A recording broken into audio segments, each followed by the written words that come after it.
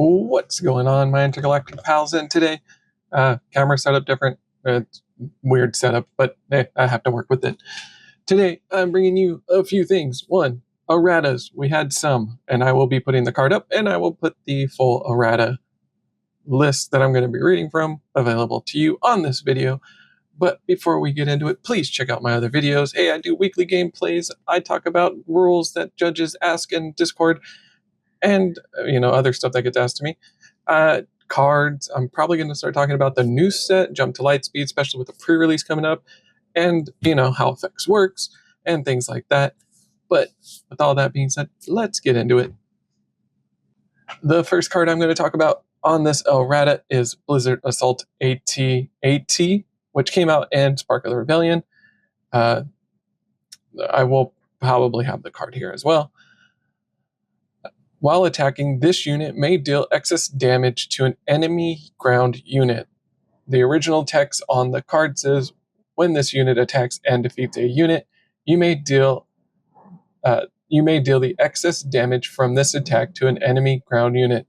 So the errata just says, if you want to do all the damage to the unit, you do all the damage to the unit. If you want to do all the excess damage to the base, you still do the excess damage to the base. It's just a new you may ability essentially tacked in. Next card will be Bo-Katan, and this is from Shadows of the Galaxy. So the errata version is you may deal 1 damage to a unit. Then if you attacked with another Mandalorian unit this phase, you may deal 1 damage to a unit, the same unit or a different unit. Oh, it's her on attack ability. So it's not her front side, it's her back side. I know what I said. I'll read her deployed side. On attack, you may deal 1 damage to a unit. If you attacked with another Mandalorian unit this phase, you may deal 1 damage to a unit.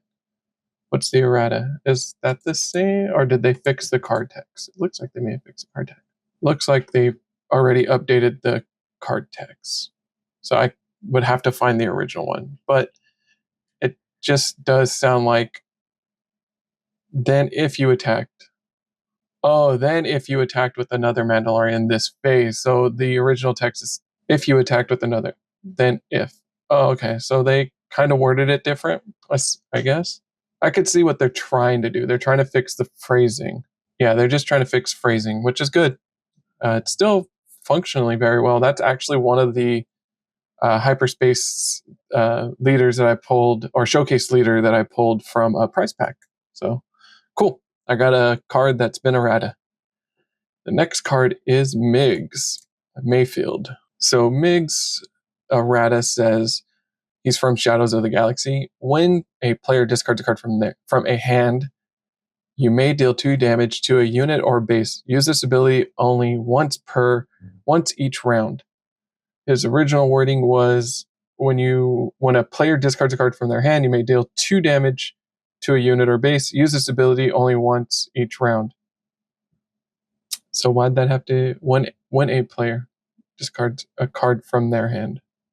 When a player discards a card from a hand. Oh, okay. So they changed it from a specified. So like, as long as one person, it could be me, it could be my opponent, especially in Twin Suns. If they make me discard a card, Miggs will still trigger.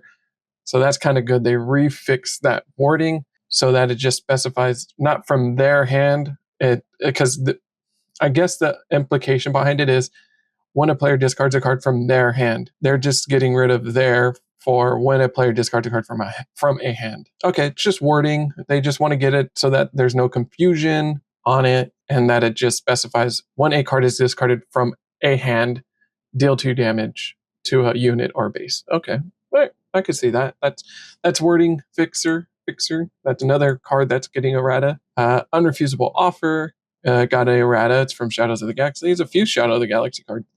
Attached to a non-leader unit, attached unit gains bounty. Play this unit from its owner's discard pile or from capture for free under your control.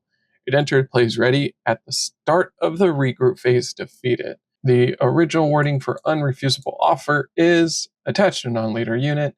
attached unit gains bounty. Play this unit for free under your control. It enters play ready, and at the start of the regroup phase, defeat it. So they just added clarification that as long as it goes to the discard pile or is captured, you get to play it. I guess it's to kind of help with the mitigation for spare the target, which bounces a card back to your opponent's hand. And if it has bounties on it, you still collect the bounties, but with the unrefusable offer, because the hand is private knowledge, you no longer know where that card is. So kind of gets rid of that, clears it up a little bit, specifies it more. Unrefusable offer, another card that got errata. The next one is from Twilight of the Republic. I have the high ground. Choose a friendly unit for this phase. While that unit is defending, the attacker gets -4, -0. The original text for high ground, I have the high ground, is choose a friendly unit. Each enemy gets -4, -0 while attacking that unit this phase. So they changed it to make it more clear on what the trigger would be. So defending, meaning if you attack that unit, your unit would get -4, -0. And it's actually, we might see more people play it, especially with defenders or sentinels. So now you got sentinels, they have to attack it to get -4, making the game more clear on wording and more precise, it sounds like. The next card that got errata from Twilight of the Republic is Sly More. When played, this is the errata. When played, take control of an enemy token unit and ready it at the start of the regroup phase. That token unit's owner takes control of it. The original text says, take control of an enemy token and ready it at the start of the regroup phase. That token owner takes control of it. Okay. Again, probably just trying to be more clarified. I mean, that's pretty well clarified. When played, take control of an enemy token and ready it. I don't see the reason for rewarding it. I feel like it's still the same, but I guess it's just to make it more clear that the token goes back to the owner of that card, of that token. So the next card is Wingman Vector 3. It's from the new set, so this will be a card you will see. It says, when played as an upgrade, you may give an experience token to a unit other than the attached unit. The actual card says, when played as an upgrade, okay, you may give an experience token to another unit. Okay, I see why they did that, because then you could just play the upgrade, attach it to the ship that you're piloting or the vehicle you're piloting, and give the experience token to the vehicle you just piloted. So essentially giving it +1/+1 experience, or giving it the experience token, making it stronger on top of the +1/+1 that you get for upgrading with the Wingman 3. Okay, so they just wanted to clarify that. Interesting. So those are some of the erratas. Let me know down in the comments below what you think of these erratas. Do they make sense? Are they necessary? Did it make the game more clear and understanding? My personal opinion, I think some of them make sense. I think the only one that really didn't really need clarification was Sly More, but that's just me. As always, thank you guys so much for watching, and be safe in that big, beautiful galactic world of ours. I'll see you around.